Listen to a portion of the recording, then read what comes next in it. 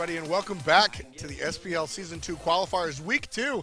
Another exciting game in the book as an upset. Losing Road takes the game out from under their enemy team. That's right. Losing Road did a great job there. And really, realistically, they were losing in the beginning, right? Yeah. I mean, they lost a lot of their camps. Blue was starting to do good. And then Wasted Talent stole the Gold Fury and the lead back after dropping a few kills in the duo. But Artemis never came online. Sylvanas never came online. And I think Sylvanas might have been a little bit too afraid to go in there. Yeah, I mean, we definitely saw a little bit of trepidation coming out from the from the Watch your support mouth. on the side of Jesus. Wasted Talent. Fired. One of the exciting things that I saw though there was that the team Losing Road fixed themselves as they went on. They got kills and no real objectives in the beginning, realized their mistake and sort of altered their gameplay to really change it as they went on. But as we go on, we're going to take a look at a celebrated team, London Conspiracy versus Team Pointless. London Conspiracy being, of course, the new purple team coming out from Europe with a lot of familiar names on them, Brandon. So they're going to go ahead and first ban out Arachne. That's a band that they just don't want to play against, and I respect it. I mean, this is kind of like our communication is good but not great, and if it's not great, Arachne's going to come and kill our whole team. And that's kind of what we're seeing. You know, it was happening a lot with, Shing playing him, DJ Pernick is playing him. Always just everyone who's out of position just dies. She's an assassin, right? I mean, that's what she does. And she can get out very safely with Infinite Web. She'll get taken out. Another jungler ban as well, as we see Serket get taken away comparatively to, Poseidon and Cupid. Xbalanque still open. Yeah, so I mean, London Conspiracy have basically Athena's picked up. That's a great #1 pick. I'll never disagree with Athena as a #1 pick. But London Conspiracy has sort of tipped their hand right here. They said, "Hey, Team Pointless, we really don't like assassins that punish for being out of position. So what I want to see here, along with the Xbalanque pickup from Team Pointless, I want to see a Loki-esque character. Loki's not exactly going to flourish in the jungle these days, but a character like these two that have been banned out to just assassinate, maybe even a Naja." Just somebody that assassinates you, because London Conspiracy has said we don't like playing against this style of play. I'm gonna go with the guess here for Season 2. I am expecting that Nasha's gonna come back into the meta as an auto attack character connected to Aphrodite, as we saw Loki in Season 0 with Anatolian Lassus. This is something that we're going to see. Now, here's a tricky question as Thor gets picked up for LC. Just a great pickup along with Tyr. We'll talk about that in a second. Where do you expect to see Naja? Oh, jungle. Jungle, not solo lane? Not solo lane? I mean, Cyclone, maybe. Solo lane with a crusher? Where's your tower? 2 minutes in. That's steroid on not judged. Cyclone can bring anyone anywhere. Yeah, I mean, as long as it's the solo lane, I guess. The joke is that Cyclone Spin, the solo laner for Team Complexity on the North American side of things, is that his entire god pool is the entire god pool of the game, and it pretty much is. And shortening the god pool right here with the second round bans is Bakasura, again, another character that's going to punish you for being out of position, and Giannis on the side of Team Pointless. So Pointless is really going the traditional ban process. Agni's still open. Yeah. I mean, this has to be the Agni pick here. It's borderline guaranteed. Rama going to be locked in for the Athena-Rama duo lane. Very strong. And there's Agni as expected. There it is. Agni being saved out for the 5th pick on LC. That definitely surprised me a little bit. Now, Tyr has a few matchups in which he doesn't do very well, most notably healers. And whoa, okay, yes, that is a healer. Not the healer that Tyr does poorly against. Honestly, though, early game, she is going to stomp him into the ground. If Tyr builds slightly aggressive, usually we see Tyr in the solo lane built with very, very defensive tank mindset. Boys. Yeah, full tank. If Tyr goes slightly aggressive here, hell loses. I mean, possibly. It depends. I'm not saying buy a Heartseeker, Brandon, but I'm saying if Tyr buys Power Boots and Jotun's Wrath and buys the defenses later on, this could be a very difficult matchup for him. I'm going to go the opposite route. I want to see Heavy Hammer. Heavy Hammer would shut hell down. But right now, he doesn't have clear. If he uses the Fearless or the Power Cleave on the wave, she just heals it in between, and then they just do damage, right? Very true. Hell has the clear potential, but she needs to get ahead for it to do it or stay even. If she gets picked off early, it's going to be trouble. And with that, considering they have Tyr and Thor, two of the best early invade characters, I want to see London Conspiracy go in here. And as we talk about London Conspiracy, why don't you run us through the roster up top? Sure. We're going to take a look at Emilzy, one of the more cerebral players in Europe. He's going to play support on that Athena, supporting Shaggy Shank, real breakthrough character coming out from last year. Played on Team Coast, and really went above and beyond his team. Red Foo's going to reprise his role on Thor, as we saw last week. Didn't do too great on Thor, had a lot of mechanical issues, so hopefully that was a one-time thing. Maybe he's more used to the stage. We'll see that a little bit better. Sun Touch, as everybody knows, in the middle lane, and Snakeskin, who I think is our breakthrough player of the SPL qualifiers on the European side of things. Now, starting off, it looks like we're going to have a meta start. Wards coming out all around the bottom side of the jungle, meaning we're not going to see an invade here once again, it looks like. And with that, Team Pointless will have a safe run through the jungle. Why don't you lead us through them as well? Sure. So Team Pointless on the other side of things. Fresh Time Z going to play that powerful Shibalanki, supported by Flurry Q. Skritwin will be in the middle lane on that Scylla. The Pikachu in the jungle, and Arn King, a very highly looked at player coming out of not only the Challenger Cup last year, but the Combine this year. Arn King will be playing the solo lane on that help. Now, he has a lot to prove here. I mean, exactly. He is definitely one of the players that thinks he deserved to be top 8 seeded. They're going up against a team that was largely considered ahead of them, and he's playing a character that isn't super strong in the current meta, though I do like the way they start. They save the Hand of the Gods for the blue buff. Bottom side, it looks like they have double hand, so they'll get to lane quickly. They need to push, because if Hell gets that Inspire off before they clear this wave, it's going to be trouble. Yeah, so I'm really going to have my eyes on the solo lane here, Brandon. Arn King is a player, as you said, really has a lot to prove, because he came out of the Combine and last year Challenger Cup being very highly sought after. Snakeskin, on the other hand, not a lot of people talking about him, but after last week, everybody's talking about him. He played a phenomenal solo lane last week, so it's the battle of the new players in the solo lane versus London Conspiracy and Team Pointless. I don't like the push there from Suntouch. They had Scylla pushed out. They could have actually stripped the entire wave, forcing her to stay at level 2 for a rather long time, but it looks like she'll be able to get into 3 here. Bastet rotating over, albeit a little bit late. This is going to give great opportunity for the bottom side to continue getting gold and experience. Left side, Shaggy Shank locking down Fresh Times and Flurry Q under the tower. Emilzy having no problem dealing with Emir. Yeah, Emilzy has gotten a couple of great taunts with the entire cone, getting both of the players, both Ymir and Shibalanki. So really good taunts coming out from Emilzy, and that's just lining up Shaggy Shank's astral arrows to just peel through these life bars on the side of Team Pointless. Snakeskin just used 5 abilities and killed 2 creeps. 6 abilities, I'm sorry, killed 2 creeps. The rest are going down to the tower. This is the power of Hell, but even with that blue buff, she's losing mana very, very quickly, and she's also started into Breastplate of Valor here. Very, very curious. Yeah, I mean, this will be the story for this tier Hell solo lane matchup early on. Hell's just going to be able to heal up all of the damage Tier's going to be able to do, so he's got to play it a little safe, hang out by his tower, and just sort of do what he can when he can, until about level 8 or level 9, when the Fearless Power Cleave starts to really clear that wave, and then he can start thinking about being aggressive, at which point he should, because Hell's entire thing, Brendan, as we always say, Hell's a great character, unless you feed uncontrollably, which is kind of what Hell does. Yeah, right? I mean, the biggest, well, everyone says, hey, what's the weakness of Hell? Well, she dies a lot all the time. Yep. That's pretty much it. If she can stay alive, though, and get to the mid-game ahead or even, she's so tanky. But look, she's out of mana right now. She has no way to pressure this, and now she's losing the lane to Tyr. He's wasting mana left and right, and Thor's ready. He's looking for blood. I don't know if he's going to find it yet. Hell's going to back here. If she buys teleport, this is going to be a very quick game. Yeah, I mean, there it is. We talked a little bit about level 8, level 9. Level 5, Snakeskin was already able to really get aggressive. And the second he did, was able to push Hell out of lane. So that's really what they have to be careful of. The Pikachu getting aggressed on by Red Foo right here. Just a little bit of Berserker's Barrage. Nothing too crazy. We take a look, and he's going to be leveling that Berserker's Barrage. So we see Thor's sort of differentiate between Berserker's Barrage and Mjolnir's Attunement. And we're going to see this. We're going to see Red Foo level his 3 Berserker's Barrage. So right there, Ymir was perfectly on time for the mid camps on left if it was 4 months ago and they spawned at 3:15 and not 3 minutes. So right there, super late in the rotation. He'll hit level 5, but he has to split more experience to do it. Emilzy with a very decent lead over Ymir. Right side, Hell returns to the lane here. Full health, full mana, but unfortunately, that mana is not going to last for very long. So right here, what we're seeing is 2 teams having a little bit of trouble adjusting to the minor aspects of the meta. You mentioned before about how Suntouch didn't starve out the Scylla in that mid lane. Right, it's we're very seeing important. a lot more lane freezing Season 2 than Season 1. That's a small adjustment you have to make. For me, look to Denial Esports for that. They are the masters of it right now. They're the masters of denying. So right lane, Arn King's here again. Again, not using as much mana here, but Snakeskin hasn't made his first return to the base here. I'm expecting him to grab a teleport and back pretty soon.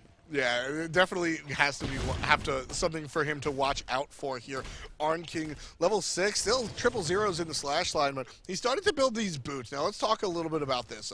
He has silver breastplate level 2, and then boots level 1. I think he's just like, I have 300 gold, and I could use 6% movement speed. I think that's I think it's a little bit more than that, Brandon. I think that 6% movement speed combined with the movement speed from the Hell Heal. Yeah, Inspire, yeah, I think it's 20%, right? It's huge, and it could be enough to avoid a Fearless. And if, as a Hell, early on, you get caught in that Fearless, that could be curtains. So that small amount of movement speed right there that we usually criticize people buying Boots 1 on, in this case, it was actually a very good pickup. So I like the pickup coming out from Arn King right there on the side of Team Pointless, and great job coming out from the solo lane. Arn King actually smartly last hitting in the right lane to try to split some experience out. We don't actually have a teleport coming out from Seer, which I love.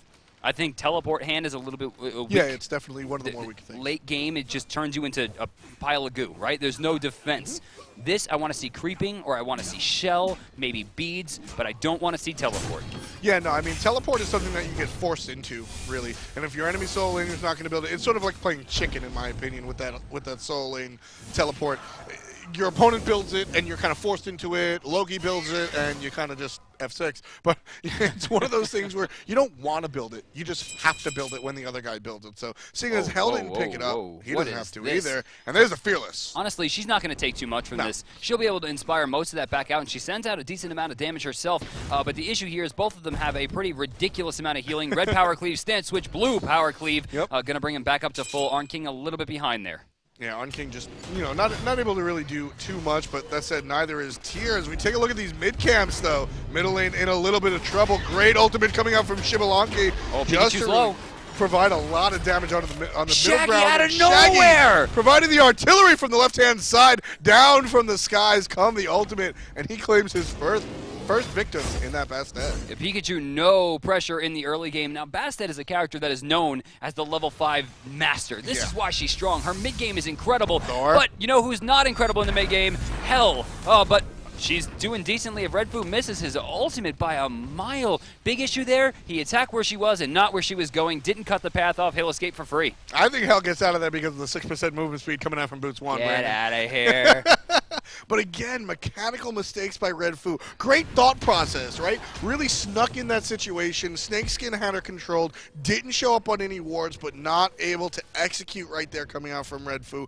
Definitely an area for London Conspiracy to really, really work on if they want to convert. Let's talk a little bit about this Shaggy Shank First Blood, though, Brandon. You know, I was just going to say, if we started the game and you said, let's bet on who's going to get First Blood, I would have won $1 million because that's how much I would have bet. Shaggy Shank, I think, in terms of mechanic and talent, this guy is clearly the best player in this game, maybe even one of the top players on this side of the bracket, and that includes Trig Esports. Wow. Yeah, I mean, Shaggy Shank is a player that everybody was really high on, coming out of Team Coast, Emilzy from Team Coast as well, but Shaggy Shank, really the breakout player on that team. There were 4 other members of the team that we don't see really on the side of Pro Smite right now, but Shaggy Shank still omnipresent, and right there, that's pretty much his signature, providing some damage from the backlines. Emilzy's not getting out of this one. That's going to be the first kill for Pointless as the, looks like support gets picked up. Oh, they're going right for it. There is a hand 3 online. This is guaranteed. I like it. This is guaranteed. I really like this aggressive call. This is a call from a team that really has a lot of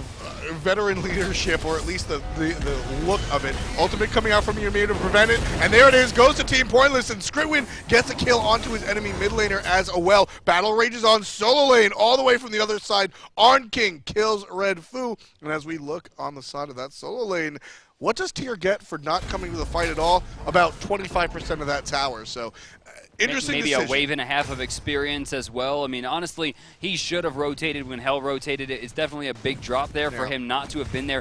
Had Tier been there, he could have actually literally forced them off the Gold Fury with Fearless. But instead, Pointless take the lead here by about 900 gold, 1,700 experience. But with 3 kills and a Gold Fury, you would expect that they'd be farther ahead.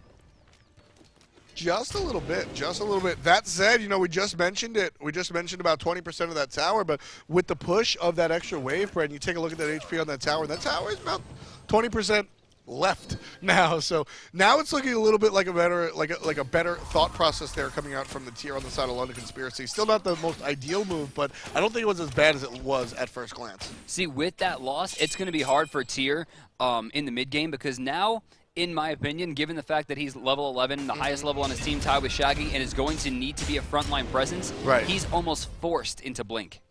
Yeah, and I mean Blink tier is one of the more impactful things that you can see on the battlefield. The problem is it's so easily counteracted with Feeds and Magi's blessing. So that's and Fresh Times, if he times his Rising Jaguar well enough, the crowd control immunity on that can be just as devastating to a tier. So tier's gonna have to play this very smartly. But if Snakeskin really does, if Snakeskin can pull it off, this will be a very good look for London Conspiracy. There should already be a Creeping Curse started. Weakening Curse should be getting ready. Emilzy has an open slot here, and I think we'll probably see something be picked up soon, but is it going to be Weakening? Is it going to be Shell? I mean, he doesn't need Blink, which is great, which is one of the reasons that Athena is so strong in the current meta. Blink not super effective on her. Thor's going up. Yeah, Thor, what are they looking for here? They're going to try and get a pincer on this left-hand lane on the tower, I think. Or Nothing. Red Foo's just going to ult wait.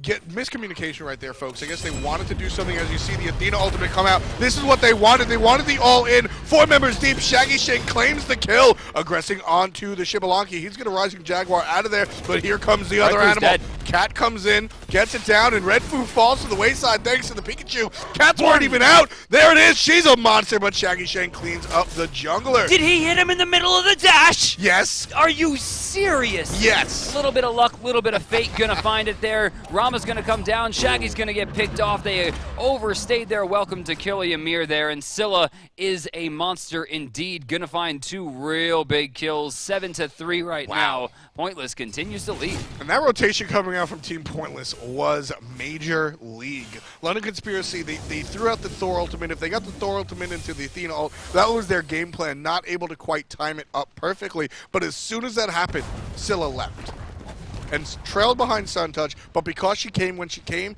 they were able to turn that into a 4-for-1, which was fantastic. You know, in Arn King, really, there's no deaths. I mean, there should be deaths, and there's no deaths. Yeah. Left side, Red Foo, 1 shot away, 8 seconds on his rotation here. Oh, why would he juke back into that? It looks like Fresh is going to be able to sustain for now. Yeah, so Red Foo's going to be able to get out of there no problem, but so is Fresh Time Z. So he's going to go ahead, head back to the base, clean up, almost full stacked on those Devo gloves as he's into building. So he built traditional Warrior Tabby, not attack speed Ninja Tabby. Talk to me a little bit about this choice here, Brandon, on the Shibalanki specifically. You know, for me, I don't super agree on Shibalanki. I mean, he gets passive damage when he activates Branching Bolas. He gets passive damage from his passive, indeed, as he gets kills. So to see him go into more damage as opposed to attack speeds, a little bit curious. Rama, I can see him going for damage since he doesn't want to expend his Astral Arrow so quickly. He has an attack speed steroid as well. So it seems like the Warrior Tabby could have been built on Rama, but it should not have been built on Shibalanki. Yeah, I sort of come from the same idea. For those of you outside of the know, Shibalanki's passive gives him damage or physical power per kill. So he's got 1 kill, and that's going to be 5 total. And as he gets more and more, all the way up to 6, he'll be able to net himself some physical power outside of items, which is why we're stressing so much about these attack speed. All in all, it's going to be a minor adjustment, though, as this major fight over here on the right-hand side of the mid-camps happens, and Red Team pretty much guarantees themselves and go ahead and take the mid-camps on the right-hand side.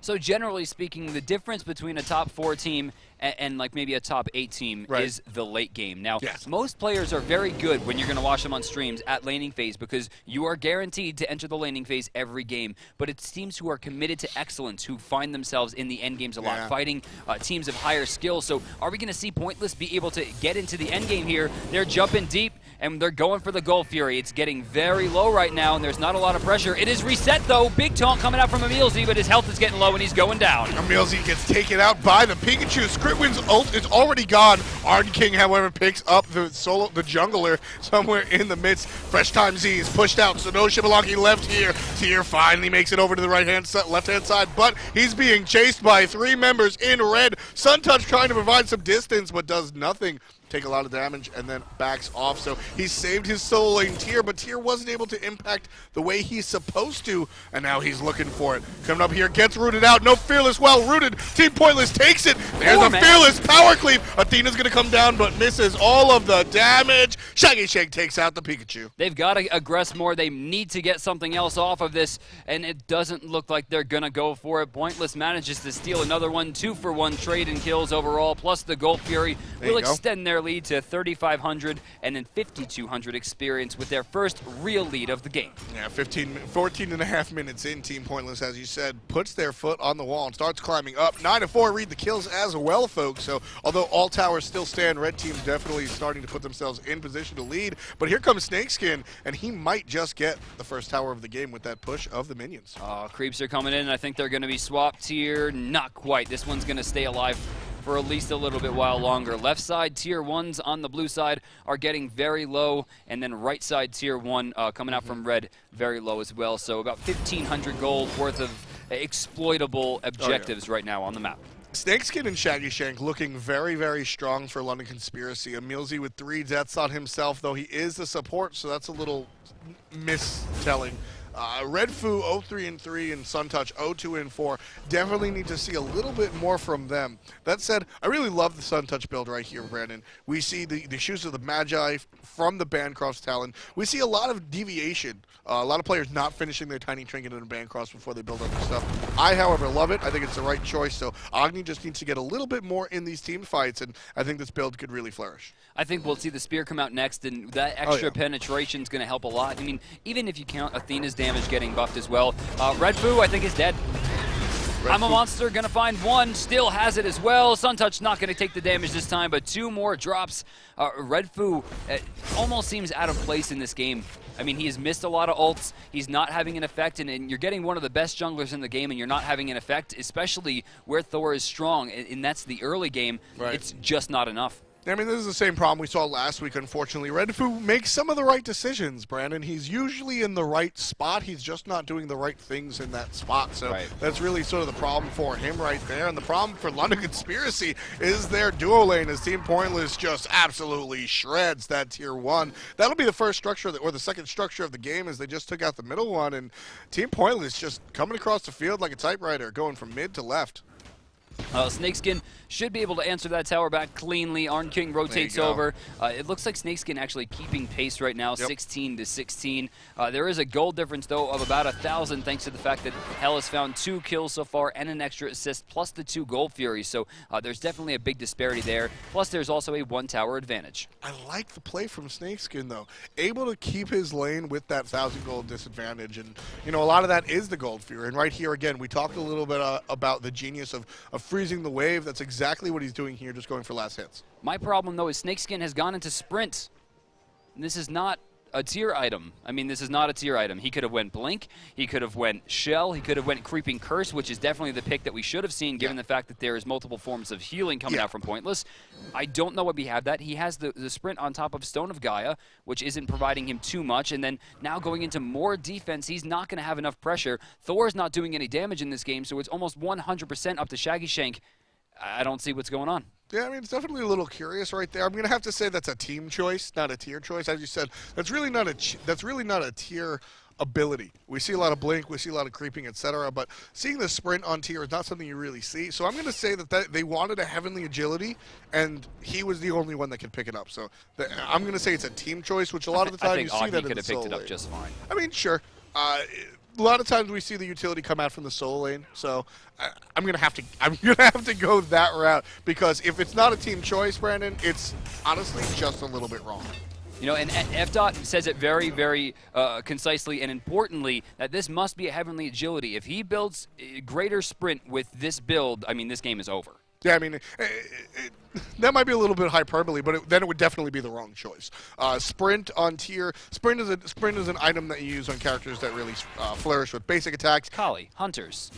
And tier is pretty much the opposite. He is all abilities. Right here, we're going to see Ymir use some of his abilities. Only 1 second on that CC thanks to the passive.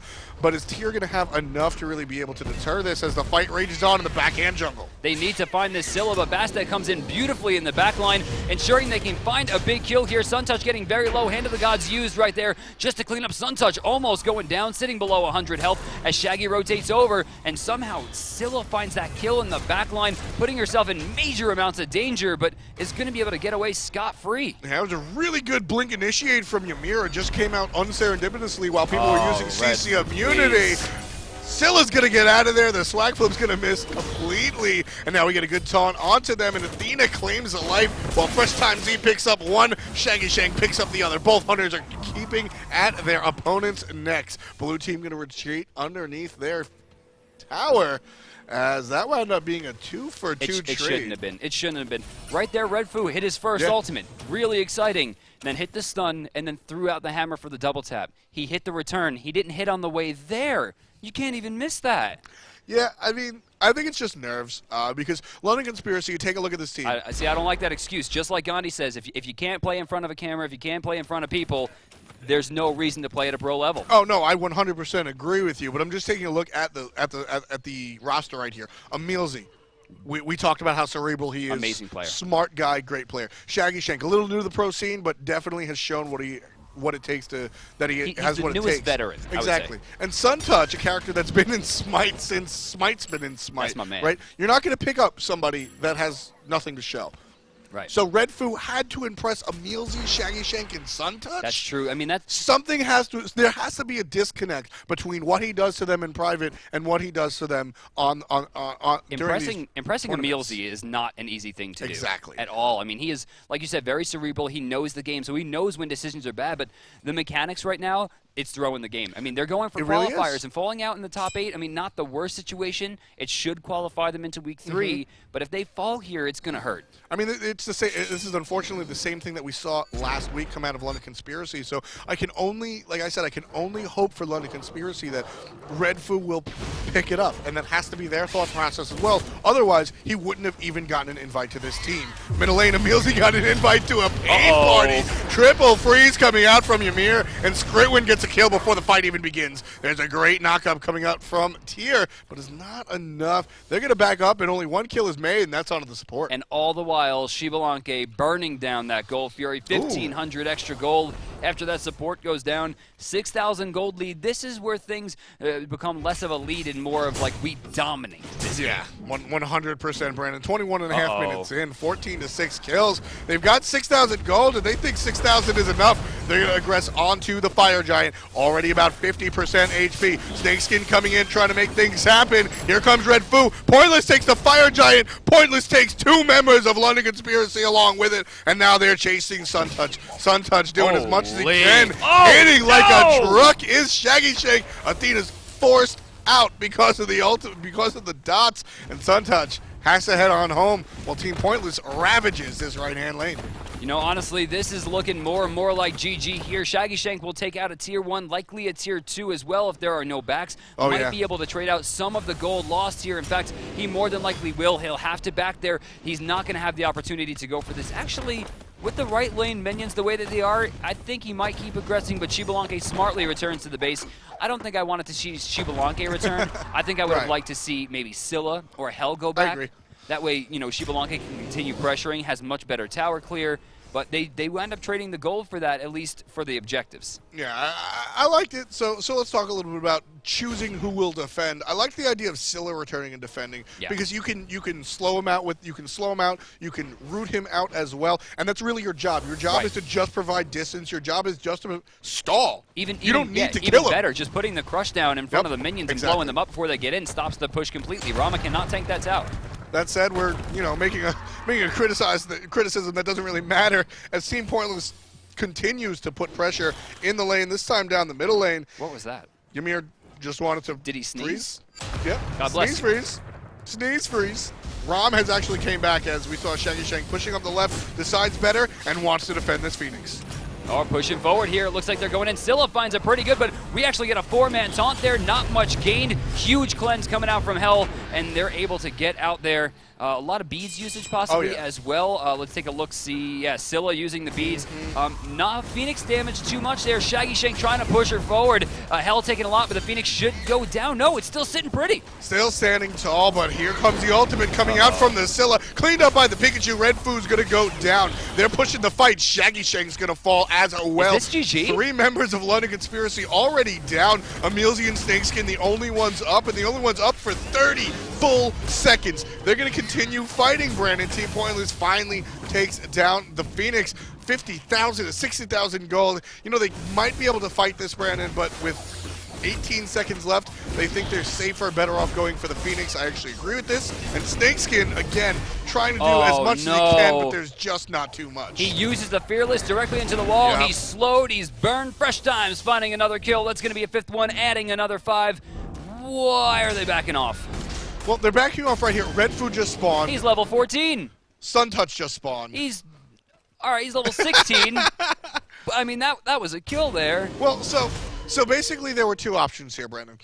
You kill the middle Phoenix, and you go for the win because it's 30+ seconds before anyone's up. All you have is a tier and an Athena to control. Excuse me, a tier that just used his stand switch. Yes. And he's in blue. So the 2 choices are go for the win, which is a gamble, because Tier and Athena are the control characters. Sure.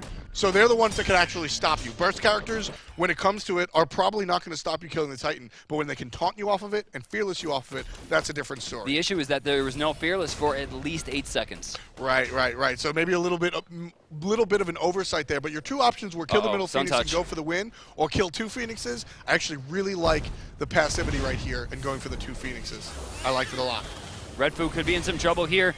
He's going to be forced to jump away, but Bastet's super fast with that Inspire, bleeds him out. He uses Beast to try to get the hammer back. He's going to jump once again. He's super low, doesn't find the stun. Cats go into slow, but actually Pikachu might have gotten baited here. They don't have enough damage to burn it down. Hell's there to clean it back up as well. And then mid lane, oh, look at that Shibalanke go. Shibalanke just so much damage. Also so dead as Fresh Time Z bites off a little bit more than he can chew, fighting in the enemy base. I can hear Snakes in. Go calculate. Yeah. Fine, guys. You didn't even need to do that. Pointless cleaning up the rest of the towers right here, picking up on the left-hand side as 3 members in blue try to provide a little bit of defense. Something we missed. We switched over the left-hand lane. We saw Sun Touch with the sliver of HP. Ymir blinked on him and basic attacked him for the kill. Love it. I'm looking at the player damage here, and I don't see an Agni near the top. He's 4th right now. Highest for his team, actually tied with Shaggy Shank, who's going back and forth. I'm a monster. Nice Going to be the first miss this game. This might be a turnaround here. Shaggy missing the final shot uncharacteristically, but Redfoo uncharacteristically does find the shot. 1 miss for 1 hit. That's the way London Conspiracy wants to do it. Very low is Scylla looking for the Sentinel. Not able to get out. Where is he? There he is. Falls down to the wayside. The Sun touches damage over time with those Path of Flames. So, what are you owing about now, Brandon? Look at that Titan. Titan, definitely losing the HP. What'd you call it before? Space Invaders? Yeah, man, it's the Space Invaders. It's burned down in 3 different ways. You have to try to block all of them. It's impossible. You got to have a lot of quarters. Oh, God. Team Pointless making the full retreat as they want to head back here. But this is a great play. London Conspiracy noticed that Team Pointless backed completely, and Shaggy Shank goes for the damage right away. Fire Giant still very, very low. Snakeskin's dead. Not enough. Snakeskin might die, but is it worth it for the Fire Giant if they can get it? We will see. It's not even close. They reset it. Snakeskin super low. Shibalanke 1 hit away. Will he find it? He's healed. He's healed, and Fresh Touch gets baited again. Snakeskin able to push away and might be able to back here. Good freeze coming out, but Sun Touch is there. Oh my God, Hell's trying to get away, but can't escape Shaggy Shank. Redfoo's back actually winds up being super beneficial as he's cleaning up the fire minions as well. Flurry Q blocks out, but Shaggy over Shank! the wall! Shaggy Shank showing up. Shaggy Shank with the Astral Arrows, doing it like it's supposed to be done. Gets it, saves it, kills it. London Conspiracy's Middle Phoenix has respawned, but for just how long? Bastet jumps in, Rom rolls away, up in the air, but not quite. The bleed is too strong, and down goes the triple killer. for the blue team. Yeah, Bastet right there, just a little bit off the mark there. Loved it. Just still manages to get the kill. Beautiful lash drone at the yeah. end there. I didn't really expect that declaw to do as much damage as it did. Bastet clearly ahead of the pack here at level 20 comparatively to Redfoo, who does manage to save the 2 Phoenixes. The game might not be over yet despite the massive gold difference. The issue here is that this is finally giving Pointless a chance to regroup. Still no Fire Giant. No, yeah. Fire Giant did not go down. Wide open. 2 separate team fights over that one Fire Giant. Nobody took it. Very interesting to note right there as Tier tries to clean up a little bit of the minions up in the Phoenix. Oh, what have you done, buddy? I think he's dead. No, just barely getting up. No bleed. Or rather, not enough damage on the bleed. He should be able to get out of this one, but that's probably going to cost them the Fire Giant. It just might. Fresh Time Z pushing it out right here. Crush goes down. Oh, bad tanking. Going to do some damage. Yeah, that's gonna be a little bit of a problem. But as we take a look at that health bar on the Fire Giant, he's already about 50% HP, and there's no blue jerseys anywhere near this Fire Giant, Brandon. Yeah, it's done. Team Pointless completely in control. They go ahead and they take it. So 29 minutes into this contest, 22 kills on the red side, 13 on the blue side, 61,000 gold to 70. They're leading by about 10,000, Brandon, and they just picked up the Fire Giant. Now they've gotten all the structures. Where are they headed? All 3 Phoenixes are up, but 2 of them are debuffed. Both the right and the mid are going to be easily taken down, and with Snakeskin staring down 5, I think this Phoenix is probably going to go down. Why did Ymir not go in? What in the world? Just being careful. You can't have the same approach every single time, and that's sort of what they're providing. Gets the stun on the right-hand side. It's just enough, and they're going to fight now. Jibbalaki Bolt comes out. Ymir ult as well, but that hit nobody, Brandon. So lots of damage coming out on the backhand right side. Scritwin gets a kill onto Shaggy Shank. That's going to be a big deal. He's been carrying a lot for LC. Bastet takes 1 kill. Scritwin gets a kill. Bastet gets another kill, and folks, that is our 4 people down on the side already. We talked a little bit about playing passive. There really is no reason to kill the left-hand Phoenix. They're going to go for the Titan, and there it is. 30.5 minutes in. That's going to be all she wrote. Pointless takes down London Conspiracy. Wow. And for me, this was Scritwin. He doesn't wind up top in the damage charts, but the I'm a Monsters that he hit that game were absolutely quintessential to that victory. Really showing prowess and maybe even outplaying Suntouch front to back, and I think that all stems back to the fact that Suntouch pushed the wave. Really? Scylla would not that many ripples. Scylla would not have been able to hit that I'm a Monster if she didn't have the ultimates. Yeah, the butterfly effect's definitely really crazy. Oh. All right, very interesting. So, folks, not only do we have an upset right here, Pointless over our London Conspiracy, that's definitely an upset, but also another upset. Team Dignitas falls down to Spicy Waffles? Spicy Waffles. Wait, it says it's but Spicy was eventually DQ'd after the game because they bought an item that currently is banned due to bugs, and that was Hydra Star. So they're going to fall down here. Rough break. So Team Dignitas thanking their lucky Hydra Stars that they were able to make it to the next round. And, you know, Spicy Waffles is a team. They're very good. It's Half Devil's team. Half Devil is incredible. It's one of those teams where you look at it on paper and you say Team Dignitas versus Spicy Waffles. Team Dignitas is supposed to win this. But if you actually watch that replay, well, what I'm saying is if you actually watch that replay, you're going to be surprised that, you know what, Spicy Waffles, they should have won this, and they did. But unfortunately, due to the rules that you have to follow, Team Dignitas is going to go ahead and carry on. But Pointless takes out London Conspiracy. And, you know, something interesting that I really like about this is that you take a look at the performance from London Conspiracy. 1, 4, and 5 is what Snakeskin had. I think he played better than that. I loved what Shaggy Shank did, and I really liked what Emilzy did. If you took it at a one-on-one situation, I would say London Conspiracy played this better individually. But as a team, Team Pointless came out to play. Redfoo versus Pikachu, there was about a 20,000 damage difference. I didn't mention him for a reason. Okay, so I think that London Conspiracy is a team that's almost there. They just really need practice as a team because individually their stars shined, but their role players did not come up. Whereas on the other side of the table, Team Pointless, everything was one big unit, and that's why they took home the gold. All right, so we're going to be getting into our next game in just a few minutes, guys. Make sure to stick around. We'll be checking out with the randomly almost lucky Team Dignitas as they go up against second-seeded Panthera.